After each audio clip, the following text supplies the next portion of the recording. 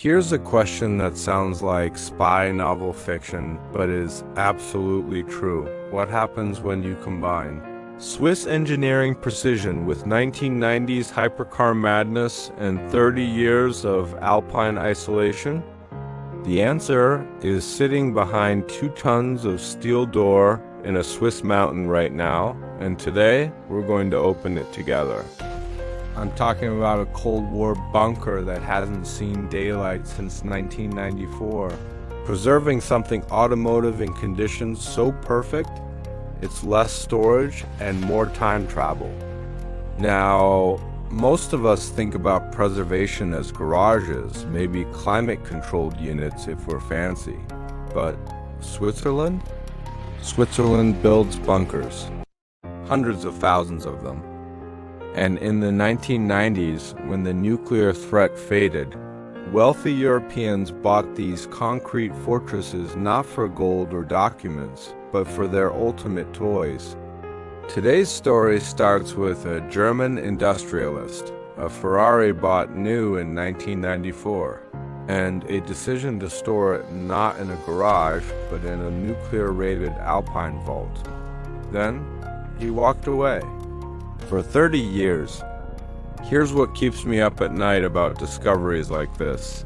We're surrounded by preservation choices every day. That thing you're saving for a special occasion, that item you've put away for later. What if later never comes? What if your preservation becomes someone else's discovery? This bunker Ferrari represents the ultimate what if. A dream perfectly preserved, but never lived. And in the next 15 minutes, you're going to see what 30 years of Swiss-engineered stasis looks like. Learn how to spot true preservation versus ordinary storage, and most importantly, understand the cost of keeping something perfectly untouched. Picture this, deep in the Swiss Alps, where mountains touch clouds and silence has its own sound. There's a concrete door that hasn't opened since 1994. Not a barn, not a garage, but something uniquely Swiss. A Cold War bunker built to survive nuclear winter, converted into private storage, then forgotten. Now here's what makes this different from any barn find you've ever seen. Swiss bunkers maintain perfect 55 degrees Fahrenheit temperature and 50% humidity year-round, which means whatever is inside hasn't just been stored. It has been preserved in automotive suspended animation for 30 years. Think about that date for a second. 1994, the year Friends premiered. Nelson Mandela became president, and the average car had maybe 1 airbag if you were lucky. In that same year, someone drove something into this Alpine fortress, closed the massive steel door, and walked away. For 3 decades, through Y2K, through smartphones, through pandemics, this bunker kept its secret while the world changed around it. That's not storage. That's time travel made concrete.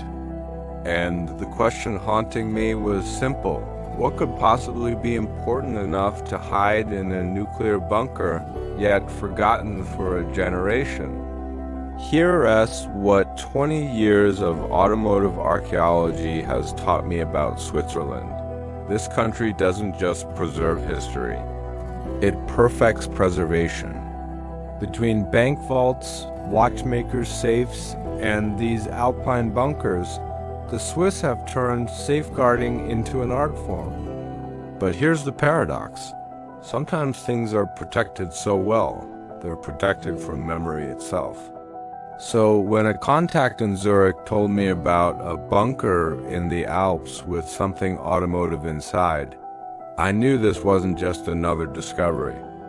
This was a chance to open a time capsule sealed with Swiss precision. But to understand what we found, you need to understand why Switzerland builds bunkers like other countries build garages. Now, to appreciate this discovery, you need to understand something fascinating about Switzerland. This neutral country has over 300,000 bunkers scattered through its mountains. I need to tell you something. Something I've held on to for years. A secret that's been eating away at me. What I'm about to share might sound like it's straight out of a movie, but I assure you, it's my reality. It all started when I was a junior data analyst, fresh out of college, working under a government contract. My job was seemingly mundane, digitizing old military records. Sounds boring, right? That's what they wanted everyone to think. I was stationed at a secure facility, a place most people don't even know exists. Rows upon rows of servers, humming day and night. My clearance level was low, giving me access only to declassified files from decades ago. I spent months scanning reports on logistical operations, procurement records, personnel files from the 50s and 60s. It was tedious, repetitive work, but I'm a naturally curious person. I started noticing inconsistencies, little things that didn't add up. Redacted file numbers that didn't match any known classification system. Cross-references to projects that had no official record. One late night, fueled by too much coffee and a growing obsession, I stumbled upon a digital backdoor. It was an old maintenance protocol left over from a system upgrade, a ghost in the machine. A simple command line interface that, to my shock, granted me elevated privileges for a short window. My heart was pounding in my chest. This was it. The moment you see in films where the character has a choice, walk away or dive down the rabbit hole. I dove. For the next few weeks, I lived a double life. By day, I was the diligent analyst, scanning mundane documents. By night, I was a digital ghost, navigating a labyrinth of classified data. I had to be incredibly careful. I used anonymous proxies, bounced signals, and covered my tracks meticulously. I knew that if I was caught, I wouldn't just be fired. I'd disappear. The first file I opened changed everything. It was codenamed Project Nightingale. Officially, it was a Cold War-era meteorological study. But the real files told a different story. They were logs from a series of high-altitude atmospheric tests. But these weren't weather balloons. They were tracking anomalous aerial phenomena, objects that moved at impossible speeds and executed maneuvers that defied our known laws of physics. The reports were filled with pilot testimonies, radar data, and grainy black and white photos. These pilots weren't crackpots. They were decorated officers, and their reports were stamped verified and urgent. Yet, publicly, these events were dismissed as weather anomalies or swamp gas. That was just the beginning.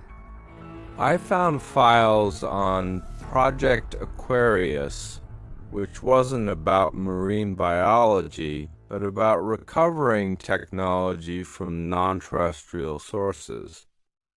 I read field reports from crash retrievals, detailed reverse engineering logs, and analyses of materials with isotopic ratios not found naturally on Earth.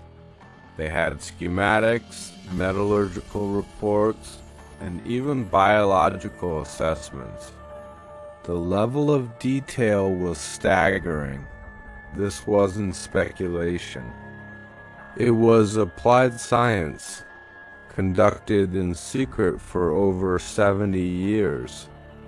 I saw memos discussing the psychological impact of public disclosure. There were heated debates between factions within the military and intelligence communities. One group argued for a slow, controlled release of information, believing humanity wasn't ready for the full truth. Another, more dominant group advocated for a permanent cover-up, fearing societal collapse, religious upheaval, and the loss of their own power and control. They systematically created disinformation campaigns, funded debunking efforts, and even discredited their own personnel to maintain the veil of secrecy.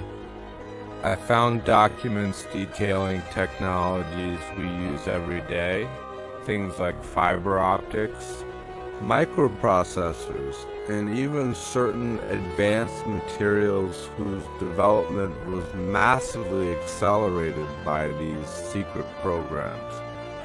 The official story of their invention was a carefully constructed narrative to hide their true origin.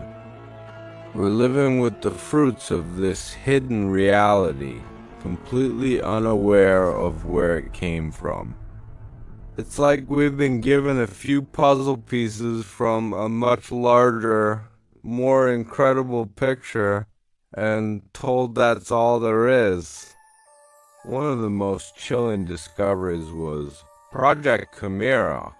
It wasn't about technology. It was about perception management. This was the playbook for the cover-up. It detailed methods for manipulating media, planting false stories, and using psychological operations on the public.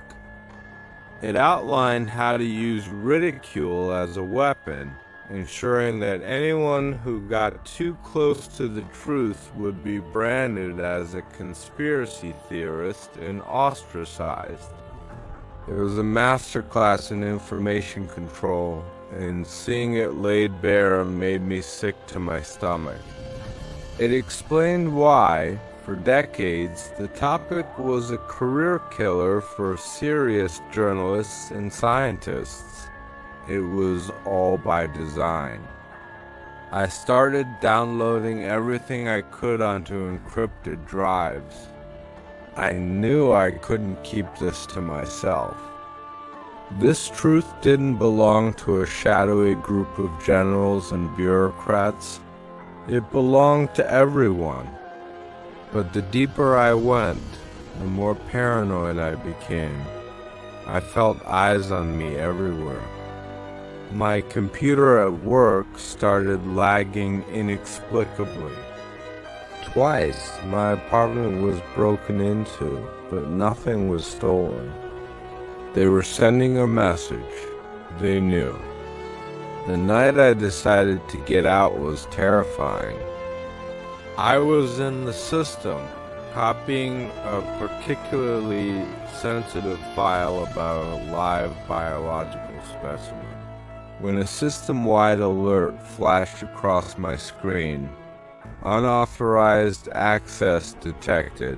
Protocol Zeta initiated. My blood ran cold.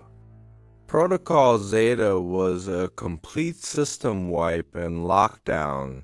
I had seconds.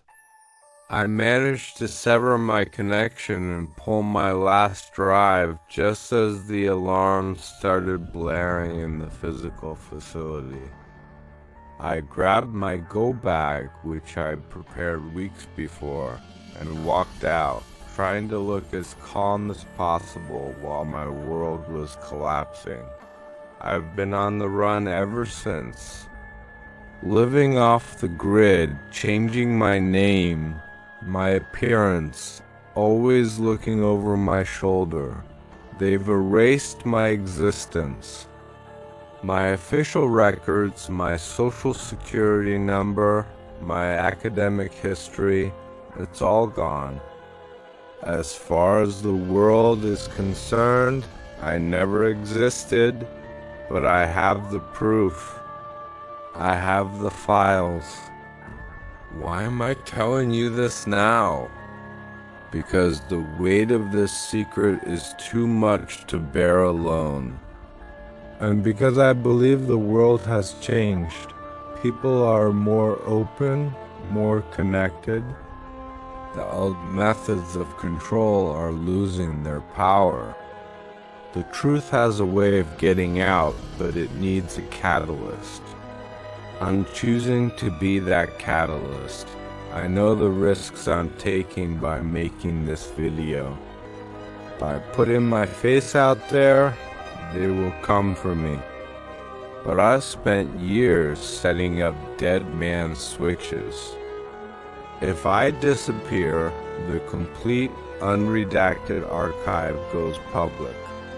All of it. Project Nightingale, Aquarius, Chimera, and dozens more you can't even imagine. It will be messy. It will be chaotic, but it will be the truth. This isn't just about strange lights in the sky. It's about our history, our technology, and our future. It's about who we are and our place in the universe.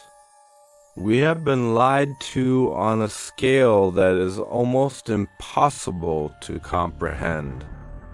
The people we entrusted with our protection have been gatekeeping the single most important discovery in human history.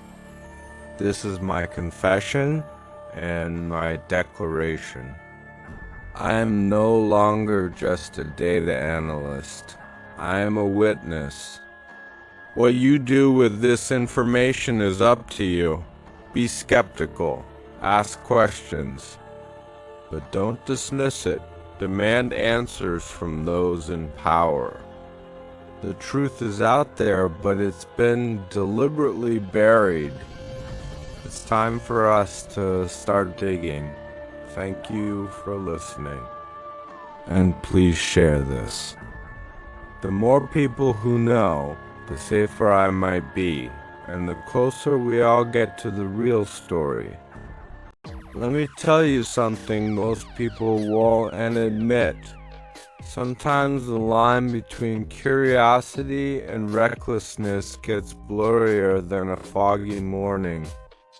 There I was standing outside a military archive that was technically closed to the public, technically guarded, technically off limits in every way that matters. The thing about military archive security is that it's designed to stop honest people, locks, badges, procedures. But when you realize that curiosity can be a skeleton key for certain kinds of doors, well, that's when you face a choice that defines who you are. Do you accept the no access sign as final, or do you start looking for the story behind the story? Now, before you get the wrong idea, let me be clear. I'm not advocating breaking laws. What I am saying is that there's a difference between rules that protect and rules that conceal. That archive wasn't protecting national security. It was protecting institutional embarrassment. And that's a distinction that matters. See, I'd spent 6 months going through proper channels, filing FOIA requests, asking politely for access to documents that were technically declassified. And what did I get? Delays, redactions, lost records, and bureaucracy thicker than the documents themselves. Sometimes the system isn't broken, it's working exactly as designed to keep things hidden. Here's a practical insight for anyone chasing truth in any field.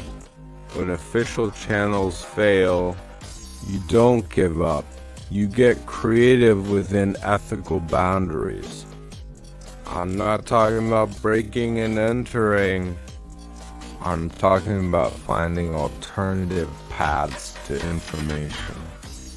For example, many closed archives have former employees who remember things, or related collections in university libraries, or even auction houses that occasionally sell declassified materials. My mistake was in wanting the information. My mistake was thinking the front door was the only way in.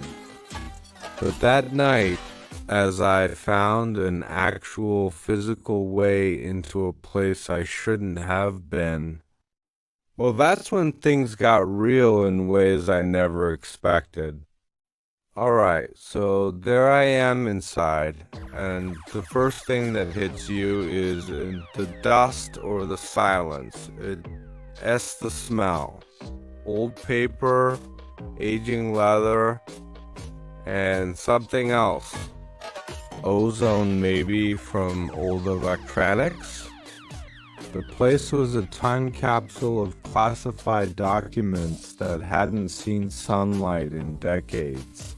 Organized in a system that made sense only to people who didn't want anyone else making sense of it. But here's what surprised me. The most interesting stuff was in the top secret section. It was in boxes marked administrative historical reference, which in archive speak usually means boring paperwork nobody will ever check. That's where they hide the good stuff, in plain sight, but disguised as bureaucracy.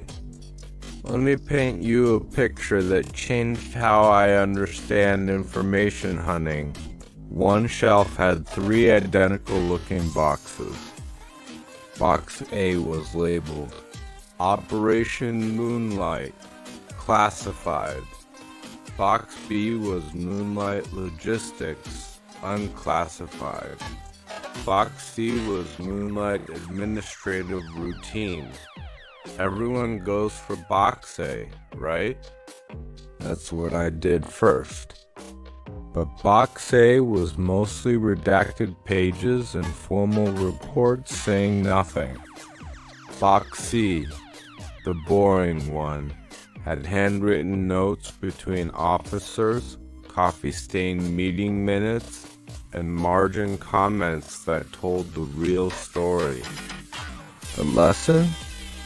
Historical truth often lives in the places nobody thinks to look, dressed up as something unimportant. Here are something you can use today in your own research. Always check the boring sections first.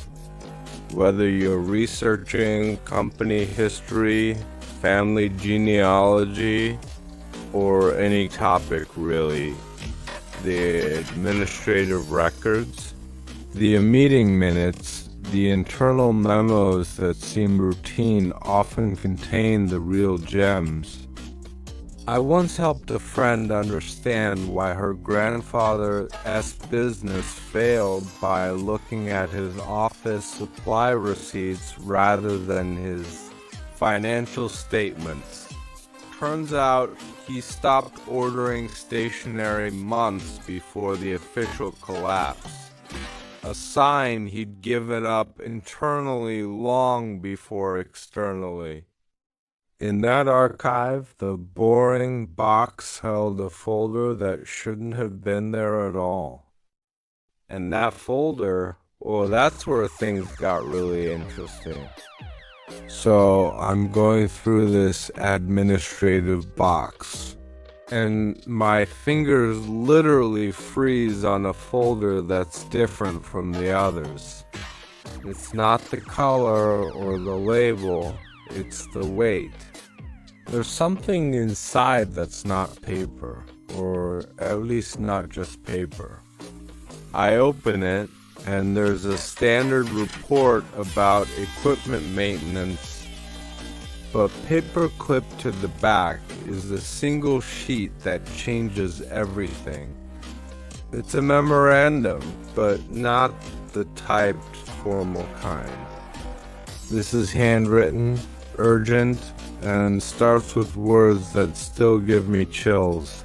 Official account incorrect. Actual sequence follows. We're talking about government secrets hidden inside paperwork about Jeep maintenance schedules. The audacity of it, the sheer cleverness. Who thinks to look there? Now, hear us where it gets really wild.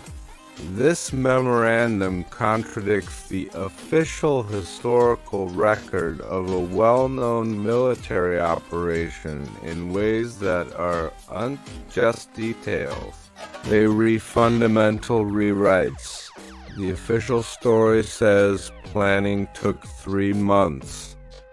This memo shows decisions made in 3 hours. The history books talk about careful deliberation. This shows panic and improvisation. The public narrative describes coordinated efforts. This reveals near chaos saved by one person's quick thinking, and the person who wrote it. Someone who was there. Someone whose name appears in the official records as a minor participant, not the central figure this memo reveals them to be. That's forbidden knowledge of the most delicious kind, truth hiding in plain sight. Let me give you a framework for spotting these contradictions in any field. Look for the gaps between the polished version and the messy reality. In business, compare the press release about a product launch with the internal emails from the development team. In history, compare the official report with the personal diaries of participants. In that memo, the gap wasn't just about facts, it was about tone. Official reports use passive voice and formal language. This memo was raw, immediate, human. We didn't know what the hell we were doing versus operations proceeded according to revised contingency planning. Same events, completely different stories. And the reason this particular truth was buried, well, that's not about national security. It's about something much more human.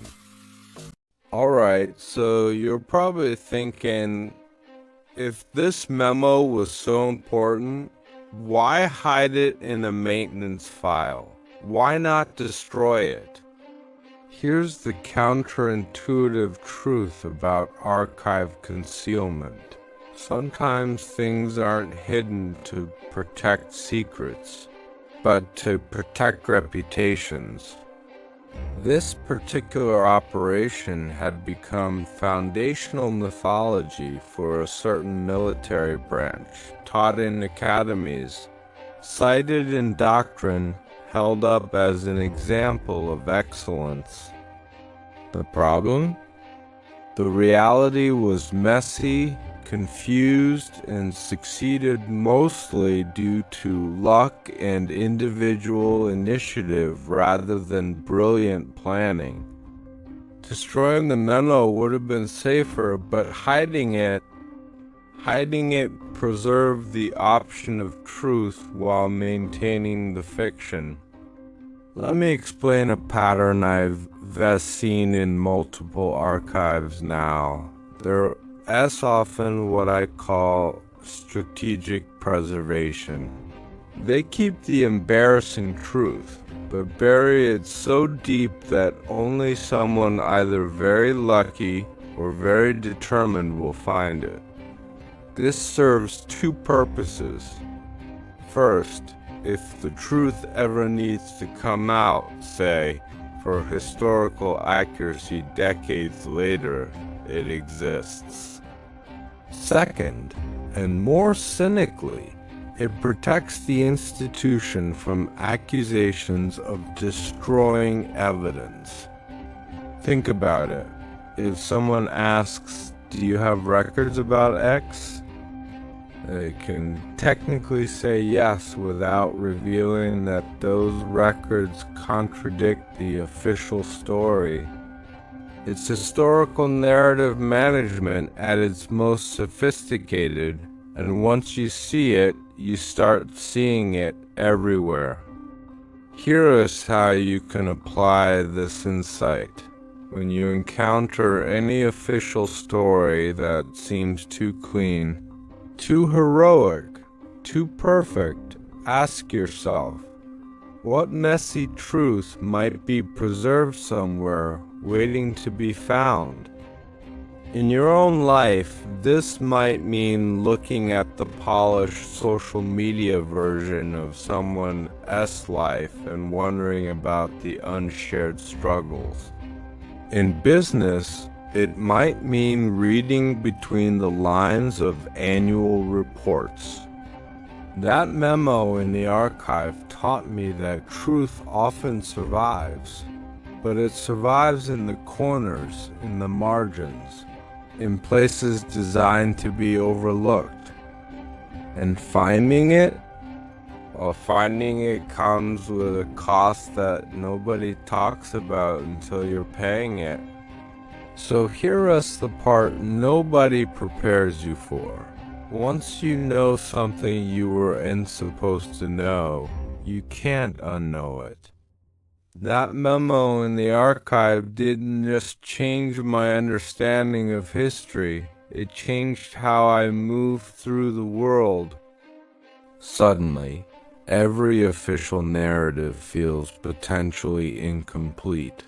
Every polished story seems like it might have a messy backstory. That's the real cost of truth-seeking. It makes you permanently suspicious in a healthy way, but also isolates you because most people prefer the comfortable fiction to the uncomfortable reality.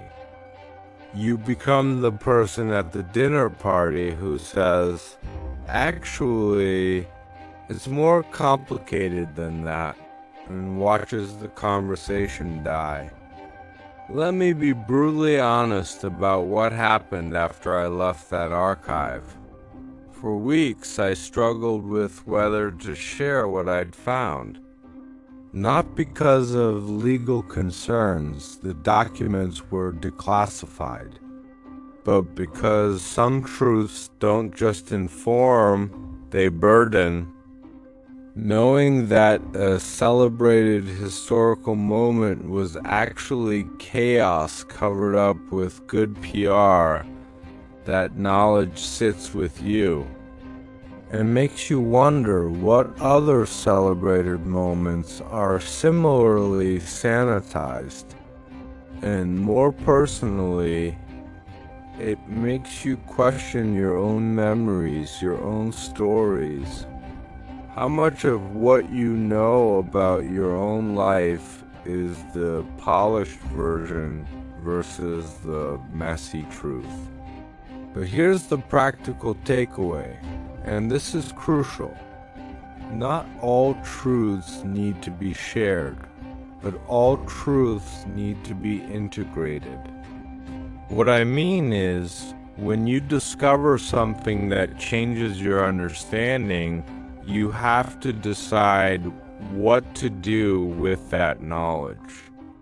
In my case, I chose to share it here with you, but I also chose to be careful about how and when. Some truths are grenades. You don't throw them casually.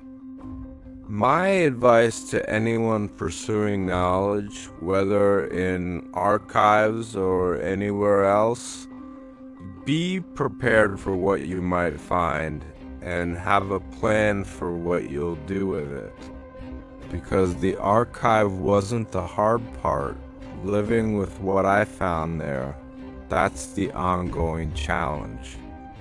Well, that's what separates casual curiosity from committed truth-seeking. So let me ask you the real question. Now that you know truths can be hidden in plain sight, what are you going to do differently? Are you going to keep accepting polished narratives at face value? Or are you going to start looking for the administrative files? The margin notes, the boring details that might contain the real story? Because that's the uncomfortable truth about truth. It doesn't usually come with fanfare or dramatic reveals.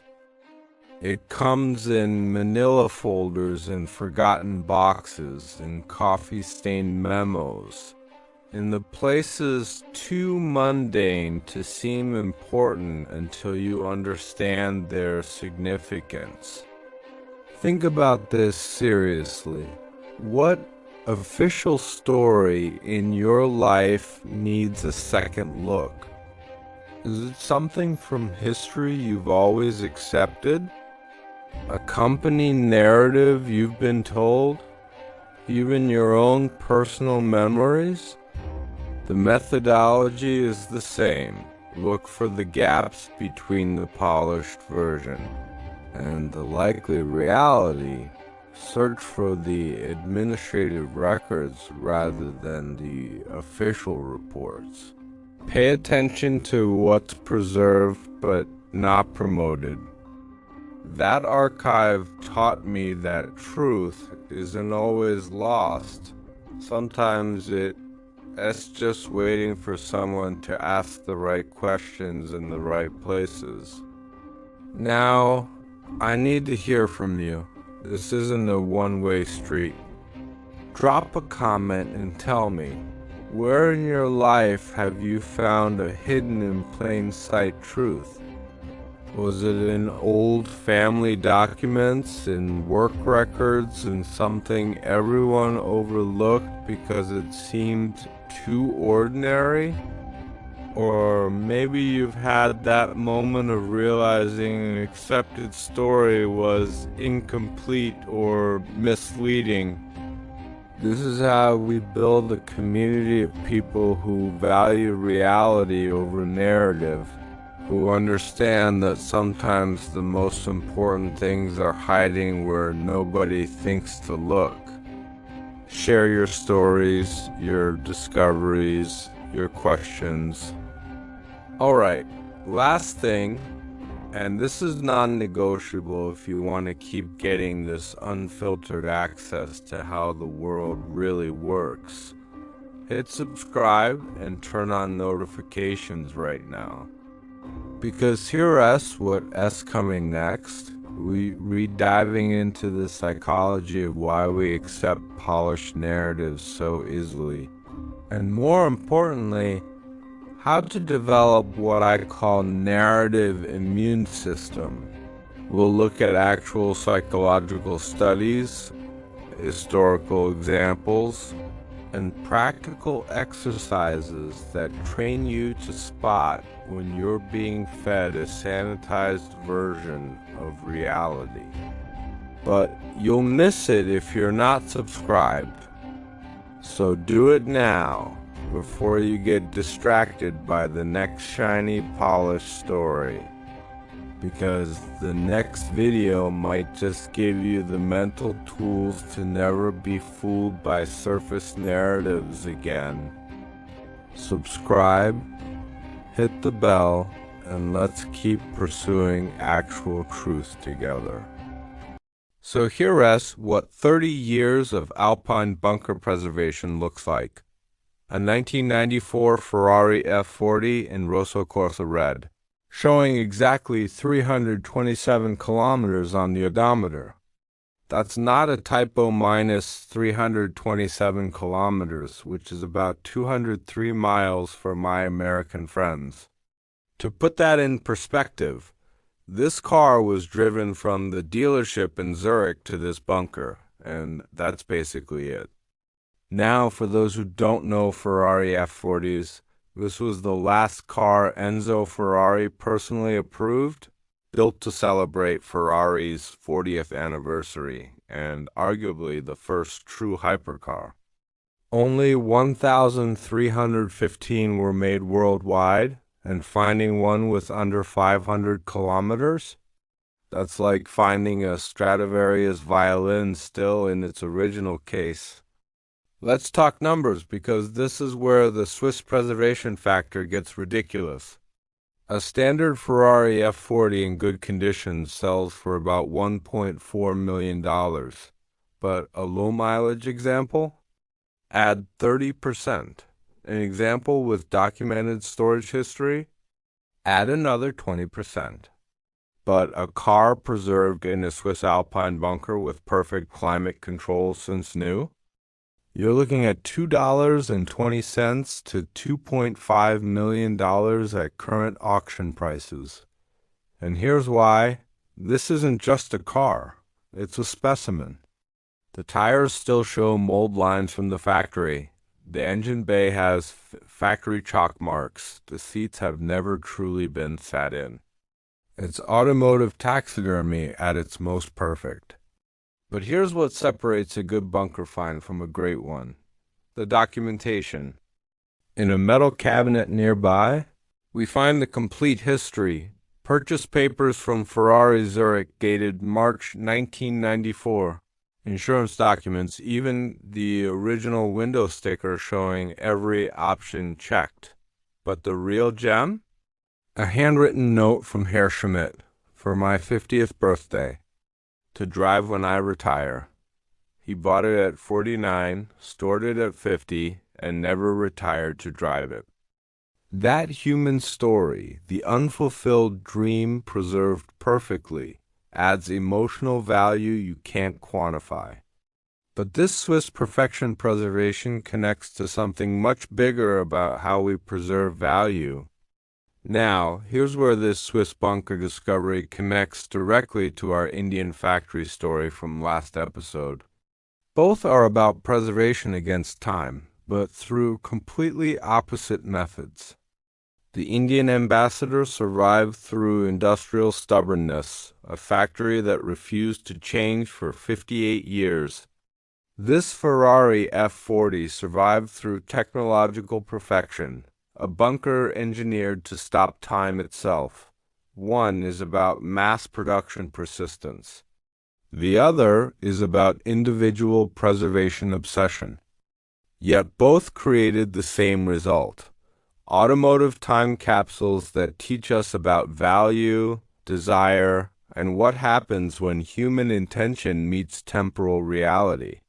Here's a question I want you to ponder. In your own life, what are you preserving through sheer stubbornness versus what are you preserving through perfect systems?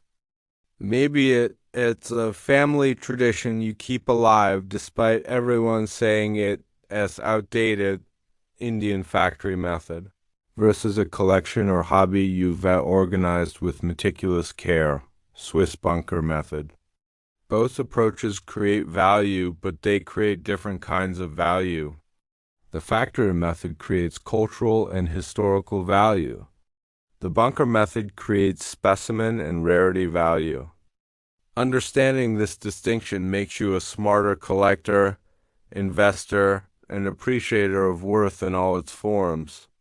Let me ask you directly in the comments, if you could preserve one thing perfectly for 30 years, what would it be, and would you use the factory method, keep doing it consistently, or the bunker method, seal it away perfectly?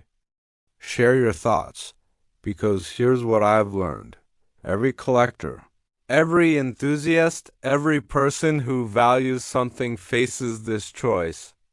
Do you keep it in rotation, using it and maintaining it through consistent care? Or do you seal it away, protecting it from any wear or change?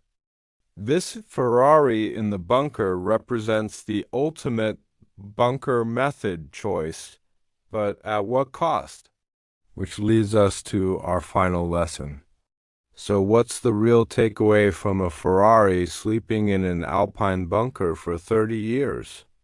It's that preservation always involves sacrifice. Herr Schmidt preserved a perfect car, but he sacrificed the joy of driving it. The Swiss preserved their neutrality and security in bunkers, but they've literally built their country around the idea of potential threat. Every preservation choice involves a trade-off: perfect condition versus lived experience, security versus accessibility, purity versus utility. And here's the uncomfortable truth this bunker reveals. Sometimes we preserve things so perfectly, we preserve them out of our own lives entirely.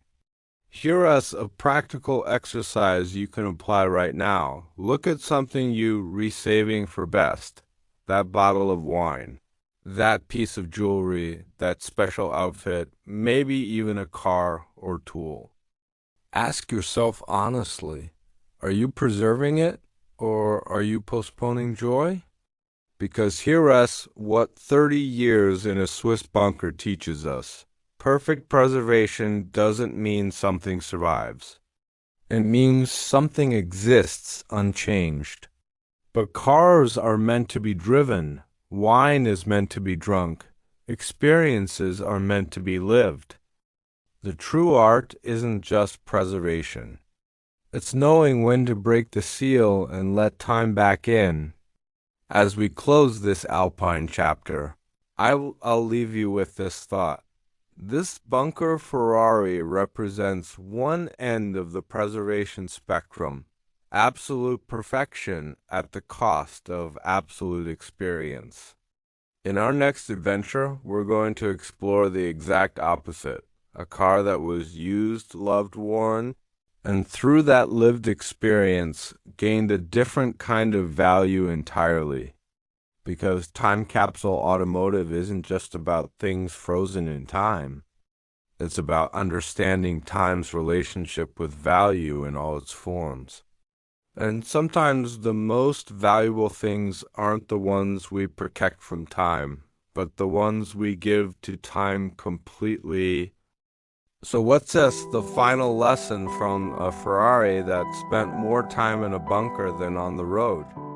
A chest that value has two faces, the face of perfect preservation and the face of lived experience.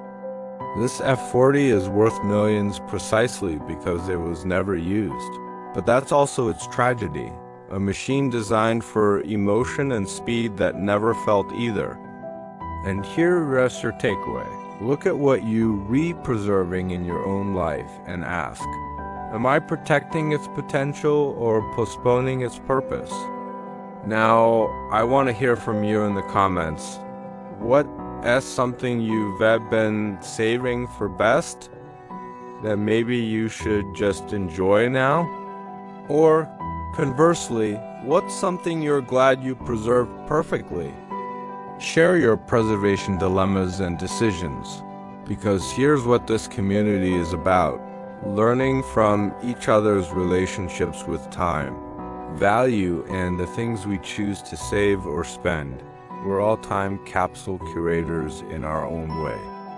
If this story of Alpine preservation spoke to you, hit subscribe and turn on notifications, because in our next episode, we're going to explore the exact opposite. A car that was driven hard, loved deeply, worn beautifully, and through that lived experience, gained value that no perfect preservation could ever create. It's the beautiful balance of time capsule automotive. Sometimes value comes from stopping time, and sometimes it comes from giving completely to time's passage. Which speaks more to you?